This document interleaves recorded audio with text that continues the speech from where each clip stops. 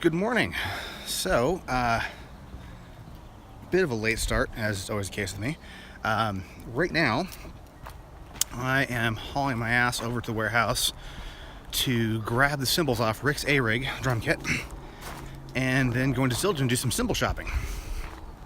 Rick is very, very particular about cymbals, and so I'll probably go through on addition about 30 or 40 crashes to find maybe 2 sets that we dig. So I have some spares to tour. Currently, that's the immediate plan, and then after that, back to the warehouse, finish my tidying up, finish packing up the kit, and hopefully be done with this by tomorrow. So I actually have a day off this weekend. Catch you guys in a bit. Ladies and gentlemen, I give you the San Fernando Valley from the northeast. Pretty damn gorgeous out here. I'd love to find some trails to go hiking around here. I think there's a couple right there, actually.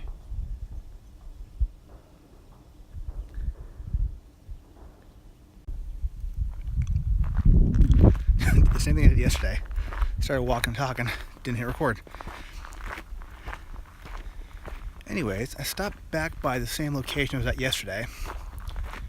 There's a little kind of park area that I wanted to check out.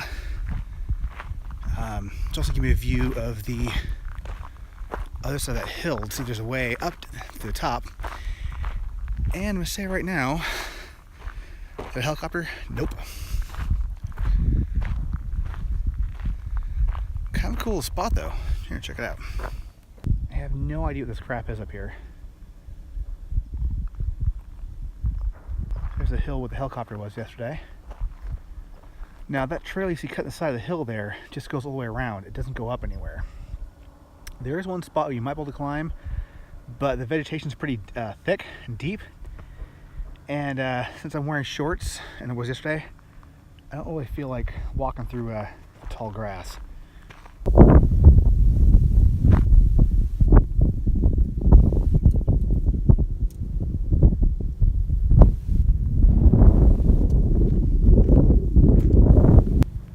So what I want to check out,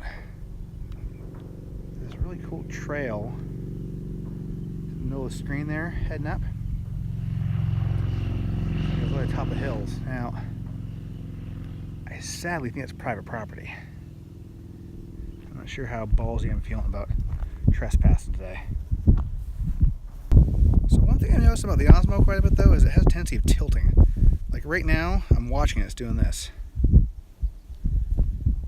not sure why that is. It's battery life or what, but it doesn't want to. It wants to kind of tilt. It's rather annoying.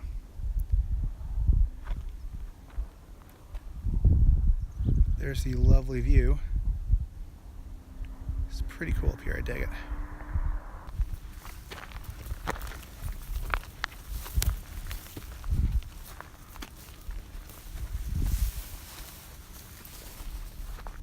Well, that was a bit of a hike. Whew. Huffing and puffing. I'm not sure this is necessarily the worth it up here for the view, but another unusual spot I've been to though. And all about finding cool spots.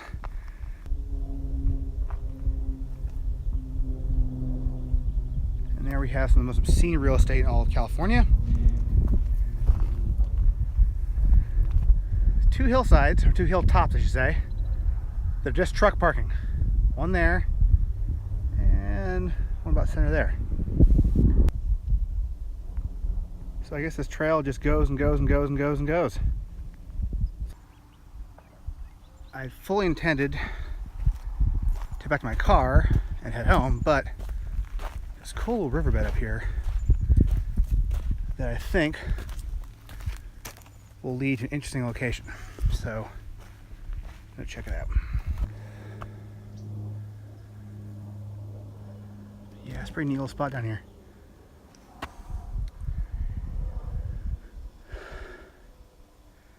Yeah, I want to shoot here.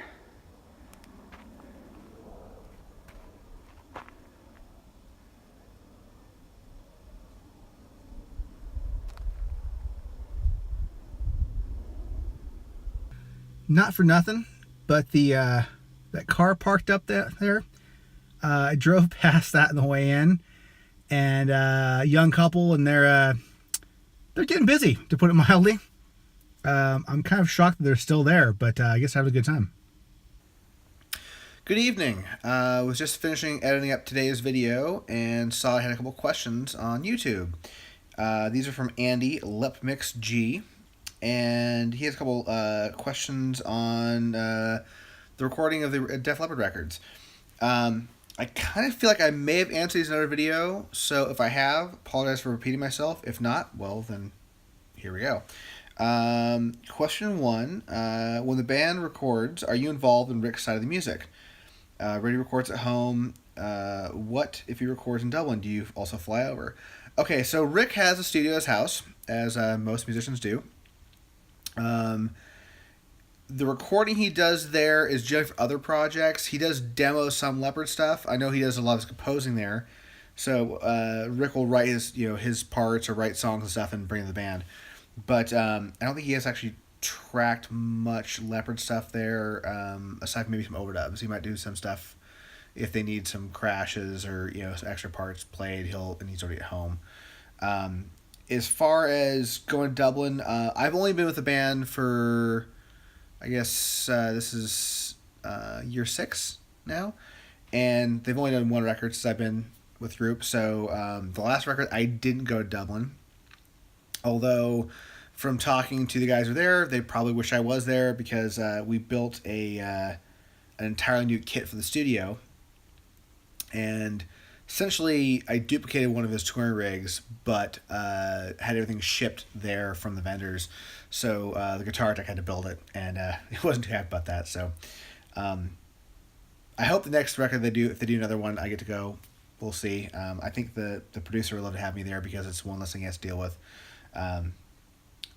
So we'll see. But I wasn't there in the last one. He also wants to know, are you involved on the drum samples used on the album?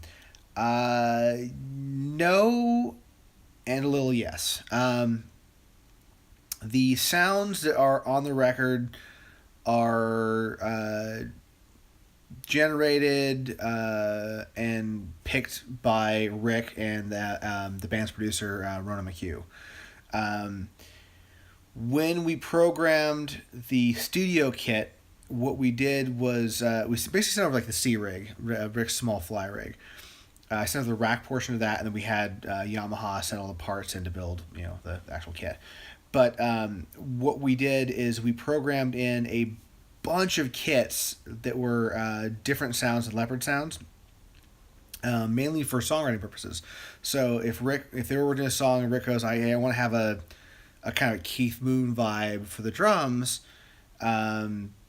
we would actually program in like a Keith Moon style kit into the software, so when he was tracking, he could call that up and kind of give the guys that sort of vibe when they were tracking.